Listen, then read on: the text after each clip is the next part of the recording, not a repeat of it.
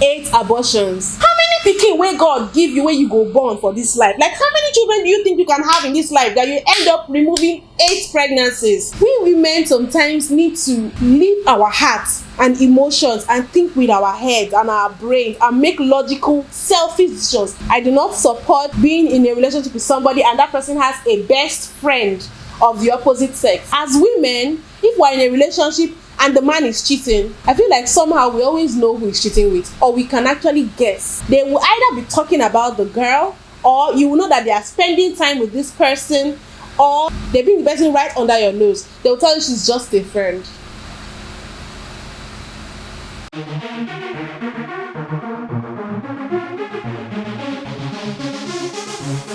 Oh, so fabulous. Hi guys, welcome back to the channel. Once again, it's your girl, the African Barbie, the melanin princess, Dumebi. And if this is your first time stumbling on my channel and coming across my gorgeous melanated self, you're welcome. I hope you decide to subscribe.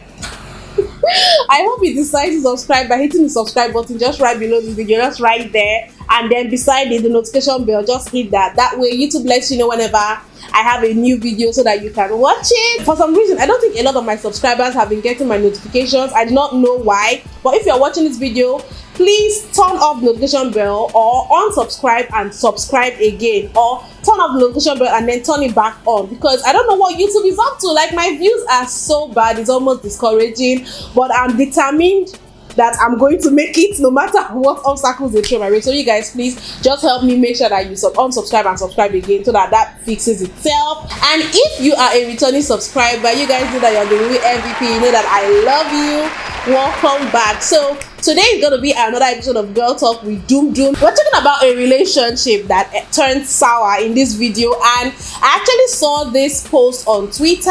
The person that tweeted it is actually a writer. She writes, so there's a tendency that it's not a real story, but she actually confirmed that it's a real story, someone else's story that she only just told on Twitter with the person's permission. So even if it's something that was fabricated, this is something that is definitely possible, that I'm sure has happened to someone out there, because it's not so far-fetched.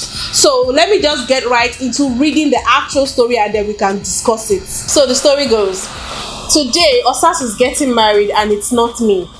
After a 10-year relationship, 10 years, 8 abortions, you heard that right, 8 abortions, feeding him through my parents when we were in school and coping with his cheating habits, he dumped me. He is getting married to the girl. He said nothing was between them. So she goes ahead to like explain the circumstances of their relationship, or the whole whatever. We met when I was in SS3 and he wrote JAMB. When I got admission, and against my parents' warning, I lived with him off campus. We lived as spouses. That was when I aborted 8 times. And at that time, I received a prophecy that he was going to be my husband. I told him about that and he accepted. He started cheating then, but I never caught him, and when I confronted him, he would tell me that I had insecurities. After he finished school, he went for service. And when I visited him, I noticed someone had stayed with him, but he denied. Apart from being a serial cheat, he was very controlling because he cloned my phone, and when I was serving, he called a guy who was asking me out to stay away from me. The guy warned me to be careful of him, but I was in love. One day, I visited him unexpectedly in his house after I started working in another state. He did open the door for me, and I knew he was around. I called him severally, but he refused speaking, and after about 3 hours of waiting, I left. But he called immediately I left. When I saw one of his neighbors, she told me that he had a girl inside and that they have known the girl for 2 years. I confronted him and he couldn't deny it, but he told me that I was still the one for him and that he loved me so much and he didn't want to lose me. A year after today, I saw their pictures on the WhatsApp of his sister, who I thought she was my friend. They are getting married and he didn't tell me after all I have done for him. So, and this is the part where she clarified that she's a writer and she also writes people's stories. Let me read what she said. Since this story has entered mommy's and daddy's WhatsApp groups, I just want to tell you that I am a writer and I tell people's stories and I write fictional stories also. So she said this one is somebody's story. You understand that this one wasn't fictional. I saw a tweet where she said that. So now let's talk about this. Like, I think there's just so much to unpack in this write-up, and I'm guessing like some of you that watched this probably had your jaw drop. Like there were several points there, like how could someone do this? But one thing I want to start off saying is that women are very emotional creatures, and women are pretty gullible when it comes to matters of love, matters of the heart, and especially when we are younger. Yes, women tend to make poor choices because just based off of our emotions, that sometimes even when the person is not treating us right and it is glaring and we can see it, and even when family and friends tell us that this person is not good for us, because we are in love and we are young, inexperienced, immature, we still stick to that person. So obviously she met this person when she was young. She said she was in SS3. She was obviously a teenager. Maybe she was 15, 16, at most 17 at that point. I feel like the love, the age you make the most silliest choices as regards to love are your first love, because you're usually young and then you're inexperienced. So I think the fact that that person is her first love, probably the person she lost her V card to. By V card, you know what I mean as a lady. You know, that made her very vulnerable to this person, and that made her able to tolerate a lot of things that normally she probably wouldn't have if she was older. So let me begin to unpack all the different things she said in this, write-up. First of all, she said that the relationship was 10 years old. Now, I've been in a long-term relationship, and by long-term, I'm not talking 3 years or 4 years. So I understand what it is to date someone for such a long time, and it's easy for people that have not been in that situation to be like, why would you date a man that long? Most people will actually tell you that once the relationship has passed a certain number of years, if the guy is not proposing or making moves to make you his wife, you should walk away. But one thing they don't understand is the longer you are with a person, the harder it is for you to leave them, because then you start to think about how long you've been with this person, the sacrifices you have made, how you are used to this person. How do you leave this person and go and start meeting someone else? Leaving this person and going to a new person doesn't always sound like a lot of stress, a lot of emotional, and work is going to be put into it. Like, it just seems like it's not an option. So when you're in a long-term relationship, that's what happens. The longer you're with that person, the harder it is to leave. So sometimes that is why people stay longer and longer, and then in some situations, the person has not really given you any reason to break up with them. Yes, they might not have made the move to take it to the next level, but you and the person might actually have good chemistry. The person might not have actually done anything profound enough for you to be like, okay, I'm done, I want to leave this relationship. And again, it's when you fall in love, when you're in love with this person, you kind of make excuses for them. You might be like, oh, okay, maybe he's not ready to marry me because he comes from a broken home and he's scared of commitment. You find yourself making excuses for these people even when they didn't tell you, or they themselves will feed you excuses and thereby buying time, and you're there waiting. And as a woman, you know that time works differently for you with the biological clock and all that. But that's another thing. I don't want we women to always have that biological clock at the back of our mind, because sometimes that's another reason we make wrong decisions. You place yourself on a timeline and then you make a wrong decision because you have a timeline. So biological clock, that one is on another side. Let's not go into that. So you find out that for women, timing is different. These men can get married in their 40s and it doesn't really have an effect on them, but for a woman it's different. So first of all, that's the thing. I can understand why a person is in a long-term relationship. I've heard of stories of actual people that have been in a relationship for 6, 7, 8, 9, 10. I even heard of someone that was in a relationship for 12 years and the guy did not marry her. So from my experience, from the experience of other people, I would tell you that if a man has been with you for, believe me, 6 months, 1 year is enough for a man to know if you're the woman for him. Men know these things. They are not clueless. They make up their minds early that, okay, this woman has everything that I want. I think this is the person I'm going to be with.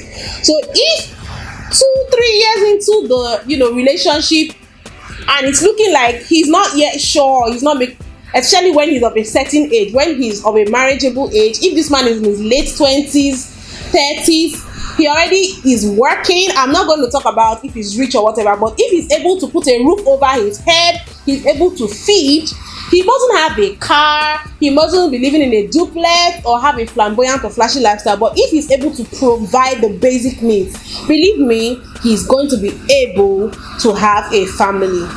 Some men don't marry at a certain age because or at a certain time because they want to be able to afford some certain kind of luxuries for their family. But if he loves you enough and he knows that he wants to settle down with you, and you've been with him, you've been riding with him for years, believe me, he knows that, okay, I need to put a ring on it because I value this woman and I do not want to lose her. So if you've been in a relationship for a certain number of years with a man, he's okay, like he has a roof over his head, he can feed, he has a job, he has at least a certain amount of money that comes in monthly, and he's not marrying you, you should definitely reconsider why you are still in that relationship. It is a red flag. So that's the first red flag that obviously she did not see, or she chose to ignore because she was in love. So the next red flag, she said she had 8 abortions for him. This is the part that gets me, like,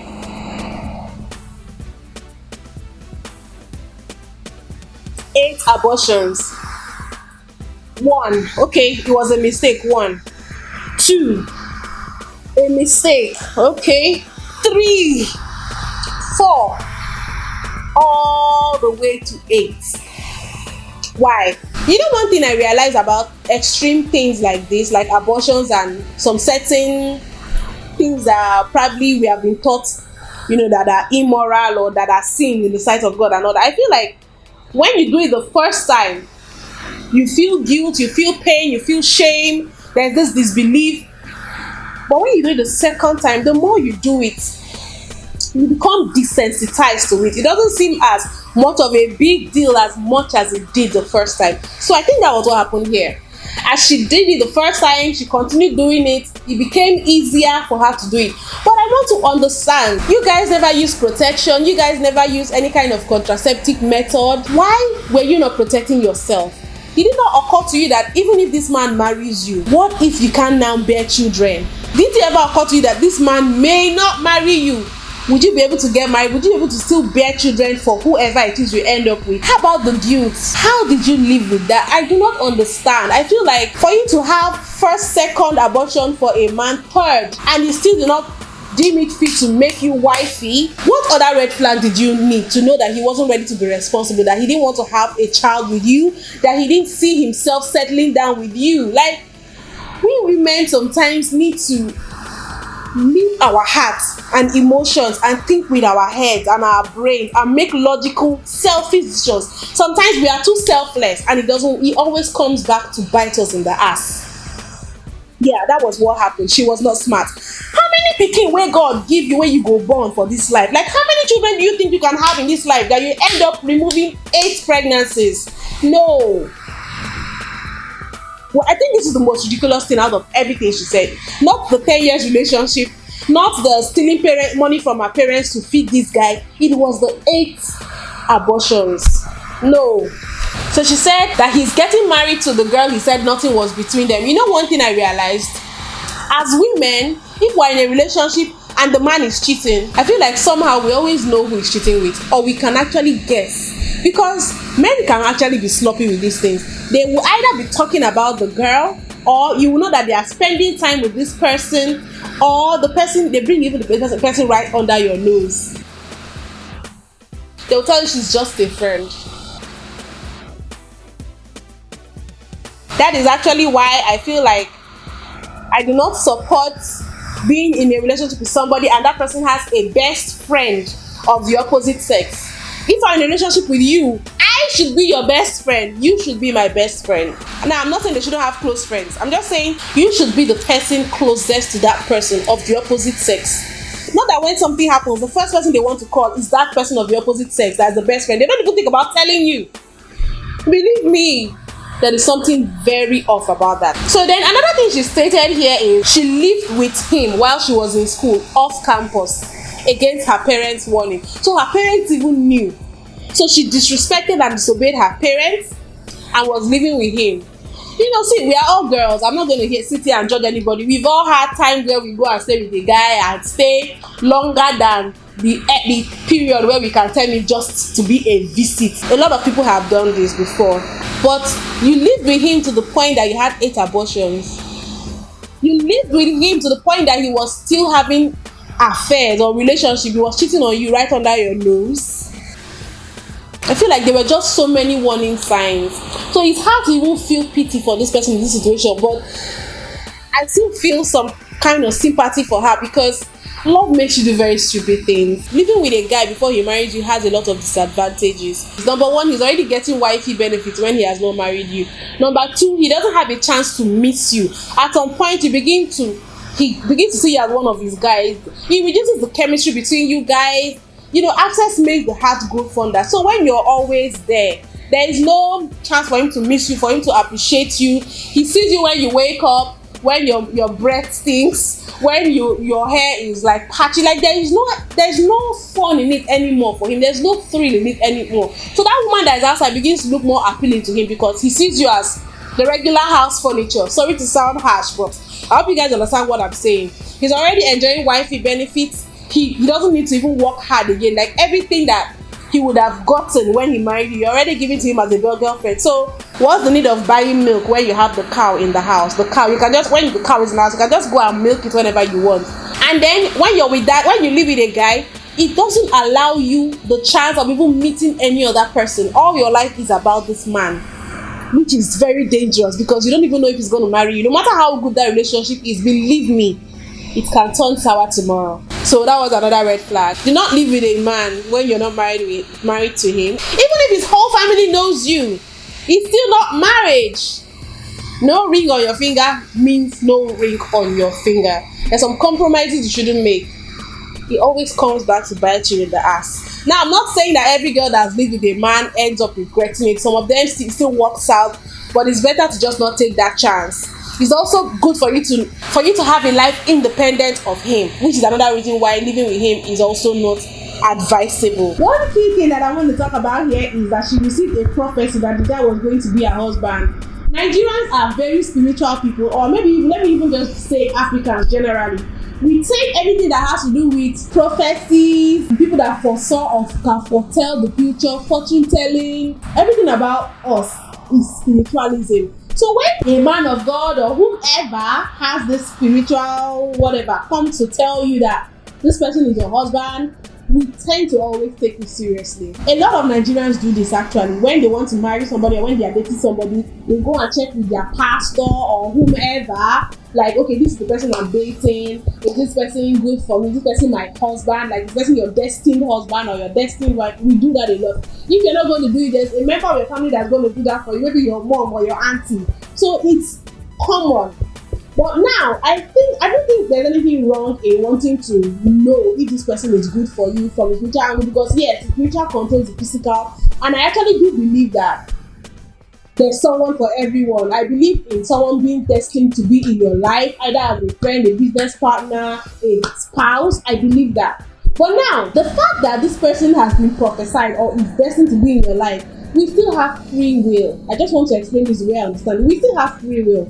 The fact that person is meant to be your husband or wife does not mean that they are going to want to be your husband or wife. It means they could still choose someone else over you. I hope I'm making sense. So there's still willpower for us to do what it is we want to do, or we think that is best for us. God gave us willpower. So the fact that person is destined to be your husband does not mean that he wants to be your husband. I hope I'm making sense here. So even if, because we really do not know, that person, the proper whoever that prophecy might have been wrong, might have even been a fake pastor or a fake prophet or whatever. But let's just assume it was right. When this person who is your prophesied spouse start to show you signs that they do not value you or they do not care about you, run. I do not care the prophecy someone comes to tell you or whatever, even if it comes from an angel. When I see that this person is doing the opposite of what this person is supposed to be doing according to the prophecy, I will run. I will save my neck. This is the reason why people stay in toxic situations, because it has been prophesied that no, there is nobody whom your life is tied to that you cannot do without or you cannot live without. Believe me, if it does not work out between you and that prophesied person, someone else is going to come along that is going to be good to you. You need to use your senses. Pray for the spirit of discernment, that wisdom, to be able to discern what is for you and what is not for you. Be able to pray by yourself. Pray, seek the face of God, and know. Don't just depend on what that prophet tells you. You should be able to discern by your own prayers, by communing with God, by your own spirituality, and also by what you can see physically. How does that person treat you? Does that person really compliment you as a spouse is supposed to? Does that person really act or take you as someone who loves you enough to make you their spouse? Does it seem like this prophecy is true? You should be able to discern. Don't just jump right into a pot of fire because one prophet told you that that is where you're supposed to be. So this is another place she was wrong. And I really do feel like this is one of the reasons why she stayed, even though every other thing was screaming, get out, get out. This prophecy was one of the reasons. Please, let's not make ourselves slaves to prophecies or to spiritualism. My people, young girls watching this, Nigerians, because it's our way. I know why I'm saying this. Let's not be stupid. Let's discern. He also said that it was after the prophecy that the guy started cheating. So I feel like there's a part of him that would have been like, oh, this girl is not even going to go anywhere. So whatever I do, she's going to stay. After all, they've told her that I'm her husband. She has no choice. So you see another danger of this whole prophecy thing. The guy probably took it as an assurance and it made him feel like he had the right to misbehave. He said that whenever she visits him, she noticed that someone had been staying with him. I have an experience similar to this. We are women, we always know. No matter how clean they clean up the house or they hide the other girl's toothbrush or her clothes or whatever, as a woman you will always know when someone has been in your man's place. And do not take this lightly because it is too risky. The other girl might know about you and make you a target. Let's talk about diseases, STDs, because obviously he's not faithful. Do you want to really put yourself through that? He said apart from being a serial cheat, he was very controlling. I actually realized that men that are cheats are usually very controlling. They are usually scared that you're going to do the same thing they are doing to you. So they always want to police you. Who are you talking to? Where are you going to? They will be warning guys who are toasting or interested in you to stay away from you. And she said that was what happened. So that is always a red flag. So I think the last thing that I want to address here is when she said that she saw the guy's wedding pictures on his sister's WhatsApp, who she thought was her friend. This part actually is kind of funny to me because, but I understand how she feels. You know, when you dated someone for 10 years, obviously you have some form of relationship with the sibling. But never mistake the fact that when the time comes for them to pick a person's side, they will pick their brother. They will pick the person that is their family. I don't understand. What do you really expect? It doesn't mean, because it depends on the person, it doesn't mean that she might not have, told the brother that what he was doing was not fair or expressed her disagreement or dislike of what the brother was doing, but it's his wife. Really, what's she supposed to do? She's going to celebrate her brother getting married. Never for a minute feel like they will have your back against their own family, because that's family. So you guys, let's just wrap it up here. This is everything that I can think of. Are there any other red flags in this story that I forgot to mention? Let me know. Let's have a discussion in the comment section. What was the most shocking thing for you? For me, it was the 8 abortions. Like, really. Don't forget to give this video a thumbs up and to share as well. Subscribe if you haven't. And you guys, how do I look? Are you feeling my hair and my makeup and my outfit? I actually have a video on how I did this makeup. It was me testing some TikTok makeup hacks. You guys go and check it out. I'm just going to link it up there. And yes, I think I have to go now. I'll see you guys in my next video.